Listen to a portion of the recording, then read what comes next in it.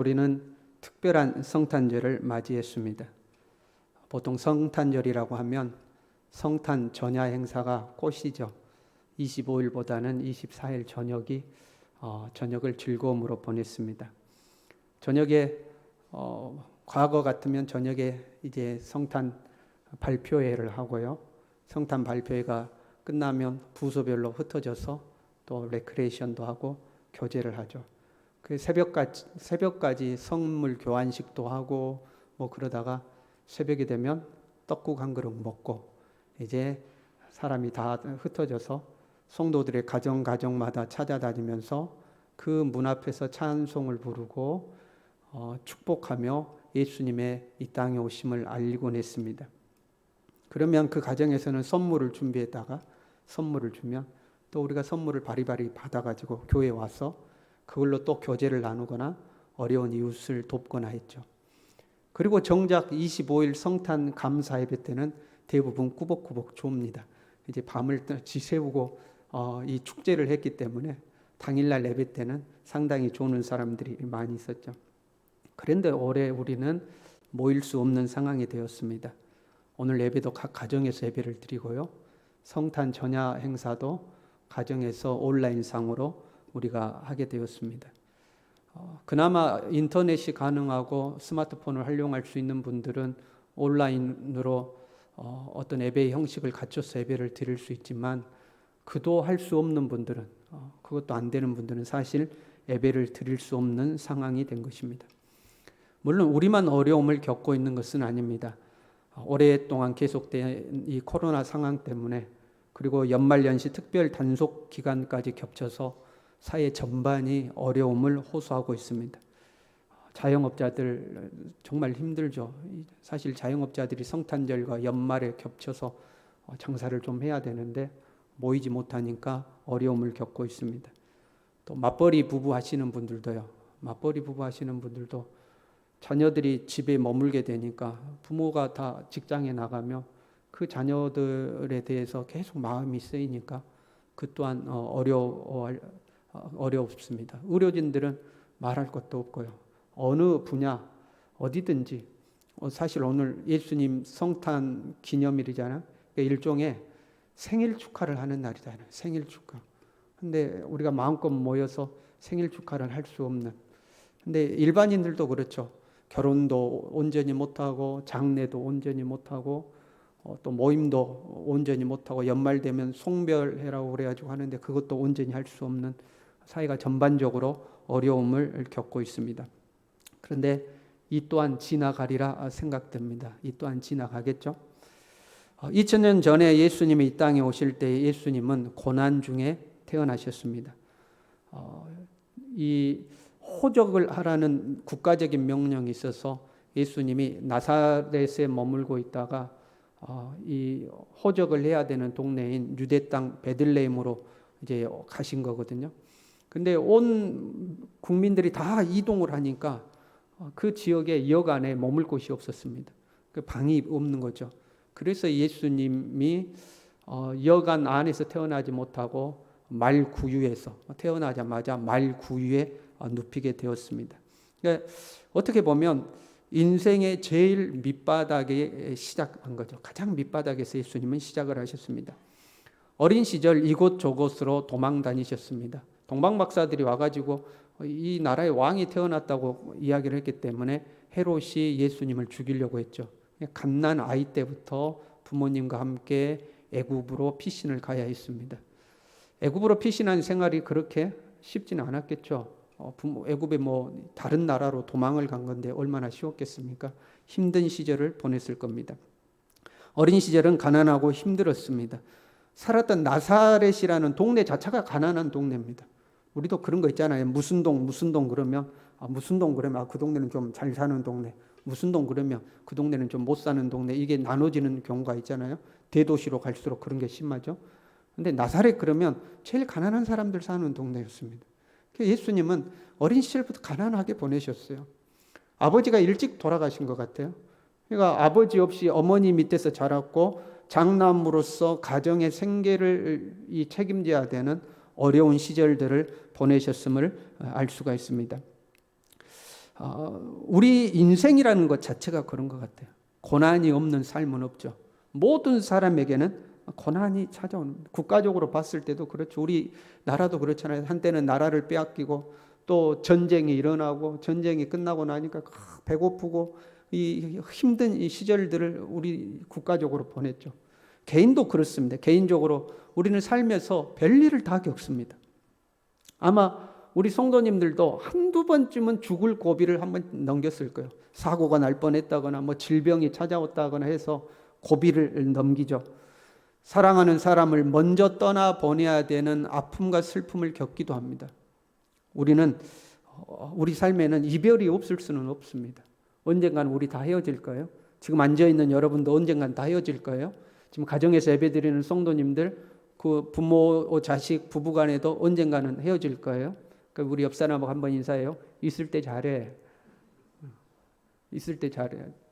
언젠가 우리는 다 헤어져요. 그 이별의 아픔을 겪는 사람들도 있죠. 어떤 사람은 온치 않는 질병이 찾아와서 이 질병과 씨름해야 하는 사람도 있고요. 재정적인 위기를 맞이해서 그 물질 때문에 이 끙끙 앓는 사람도 있고요. 내 자녀가 마음대로 안 돼서 그 자녀 때문에 소갈이 하는 성도들도 있습니다. 우리 인생에는 변함없이 고난이 찾아오죠. 저 사람은 큰 문제 없는 것 같아. 그런 사람도요, 그냥 이렇게 멀리서 보니까 문제가 없는 것 같이 현미경을 가지고 이렇게 들여다보면 그 사람 인생 안에도 갈등이 있고 고민이 있고 다툼이 있고 때로는 슬퍼하고 때로는 괴로워하고 그 모든 게 뭐 뒤엉켜 있는 것을 알 수가 있습니다. 그것이 인생인 것 같아요. 그래서 모세가 그렇게 고백했잖아요. 우리가 사람 인생이 70이며 강건하면 80이라도 남는 것이 수고와 슬픔뿐이더라 하고 모세는 고백했습니다. 우리의 삶 가운데는 고난이 끝이 없는 거죠. 그러나 비록 예수님의 삶은 말구유에서 태어나서 큰 고난과 많은 역경 속에서 사셨음에도 불구하고 예수님은 결코 주저앉거나 낙심하지 않으셨습니다. 오히려 고난을 이겨내셨어요. 심지어는 죽음까지도 이겨내시고 만왕의 왕이시오 만주의 주가 되신 줄로 믿습니다. 고난을 딛고 일어서서 모든 이름 위에 뛰어난 예수 그리스도가 되신 겁니다. 그리고 그 예수님을 믿는 우리도 능히 고난을 이겨낼 줄로 믿습니다. 현재의 어려움을 극복할 줄로 믿습니다. 내 앞에 가로막혀 있는 어떤 장애물이라도 능히 넘어설 줄로 믿습니다. 어떻게 그것들을 넘어섰는가? 예수님은 어떻게 그 어려움을 넘어섰는가? 오늘 본문 말씀에 보면 이렇게 되어 있어요. 그가 아들이시면서도 받으신 고난으로 순종함을 배워서 온전하게 되셨은즉 이렇게 되어 있습니다. 비록 아들이시라도 받으신 고난으로 순종을 배워서 온전하게 되셨다 이렇게 되어 있어요. 예수님은 고난 앞에 주저앉는 것이 아니라 고난을 통해서 순종을 배우셨습니다. 이와 비슷한 말씀이 빌립보서 2장 5절부터 있습니다. 너희 안에 이 마음을 품으라 곧 그리스도 예수의 마음이니 그는 근본 하나님의 본체시나 하나님과 동등됨을 취할 것으로 여기지 아니하시고 오히려 자기를 비워 종의 형체를 가지사 사람들과 같이 되셨고, 여러분 하나님이신 분이 자기를 비워 사람의 형체로 오시는 것 자체가 고난입니다. 그렇죠? 그 자체가 고통이에요. 사람의 모양으로 나타나사 자기를 낮추시고 죽기까지 복종하셨으니 이렇게 되어 있습니다. 이 땅에 오셨을 뿐만 아니라 죽기까지 복종하셨으니 곧 십자가의 죽으심이라. 이러므로 죽기까지 복종하셔서 십자가의 죽으심으로 하나님이 그를 지극히 높여 모든 이름 위에 뛰어난 이름을 주사 하늘에 있는 자들과 땅에 있는 자들과 땅 아래에 있는 자들로 모든 무릎을 예수의 이름에 꿇게 하시고 모든 입으로 예수 그리스도를 주라 시인하여 하나님 아버지께 영광을 돌리게 하셨느니라. 아멘. 죽기까지 복종하심을 통해서 모든 이름 위에 뛰어난 이름을 갖게 되신 겁니다.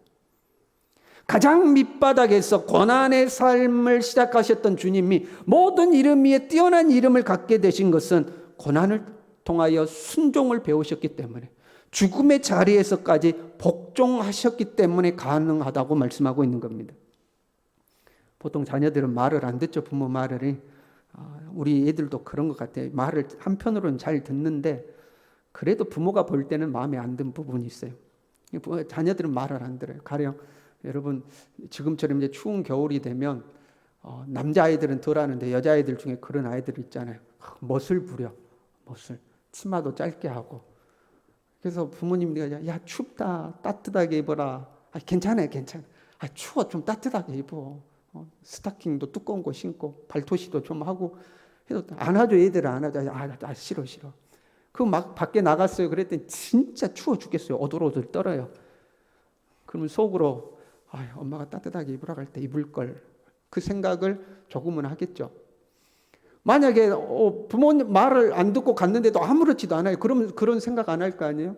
그런데 부모 말을 안 듣고 갔더니 진짜로 춥고 고생스러워요. 그러면 후회하고 배우죠. 엄마 말을 들었어야 했는데 하고 배우는 거죠. 부모님들이 자녀들에게 공부하라고 그래요? 공부해라 그러잖아요. 왜? 내가 살아보니까 공부 안 한 게 후회가 되거든요. 내가 살아보니까 공부 안 하는 게 후회가 돼서 공부해라 그러죠. 그런데 자녀들은 또 공부 안 하죠. 그리고 이 자녀들이 커서 어른이 되고 부모가 되면 또 자기 자녀들에게 공부해라 그러죠. 왜? 내가 그때 엄마가 공부하라고 할 때 말 좀 들을 걸, 그때 공부 좀 해 놓을 걸 후회하죠. 인생이 고달프니까. 내 삶에 문제가 있어야, 내 삶에 고난이 찾아와요. 그 고난을 통해서 그때 하나님 말씀 들을 걸, 그때 부모님 말씀 들을 걸 하고 순종을 배우게 됩니다. 우리의 삶에 고난이 찾아와요. 지금 코로나 상황도 고난의 상황이죠. 그러면 우리 자신을 돌아봐야 합니다.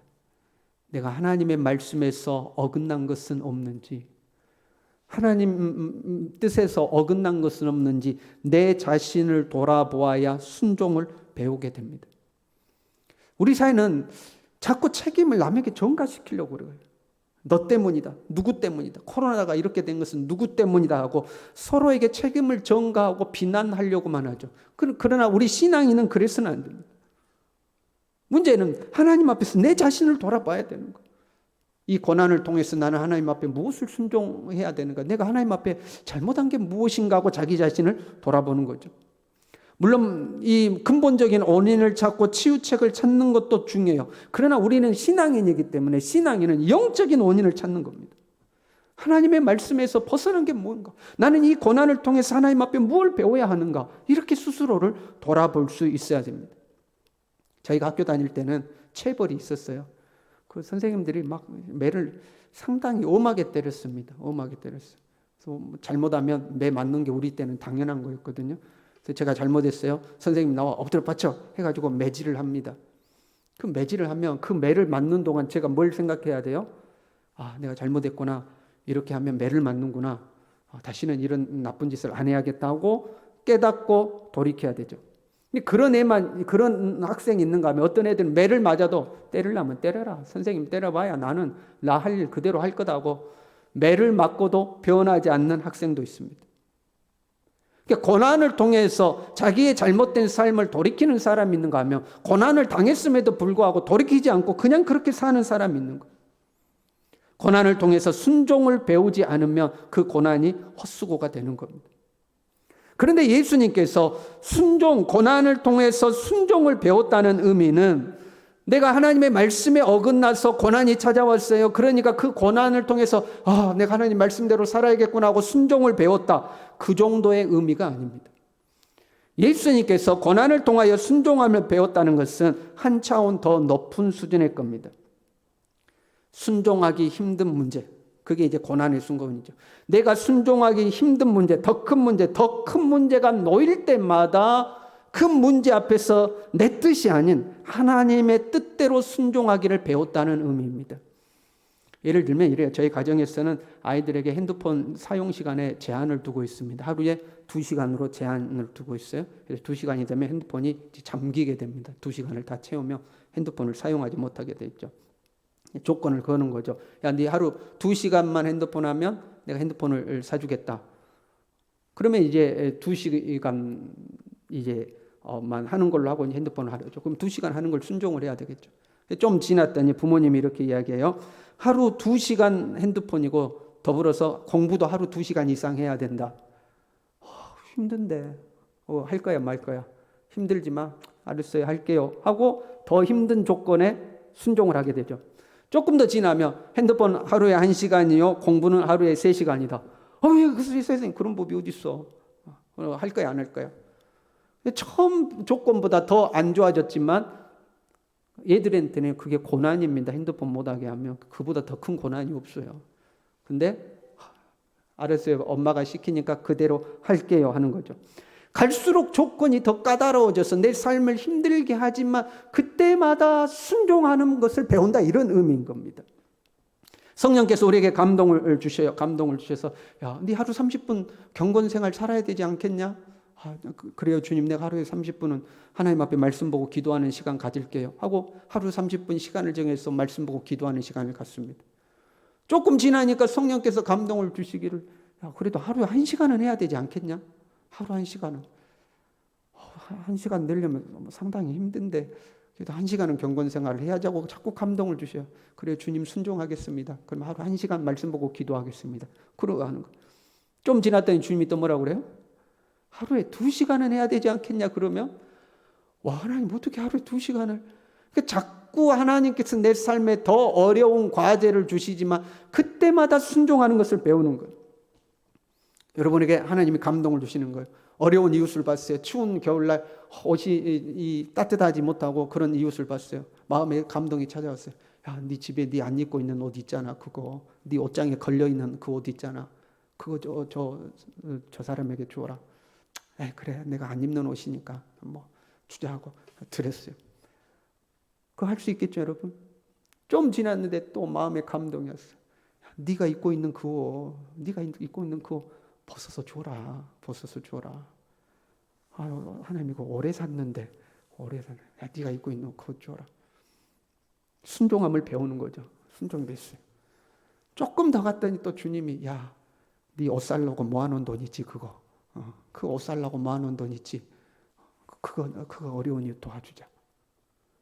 그렇게 한 단계 더 높은 단계를 요구하실 때 그때마다 순종하는 것을 배우는 거예요.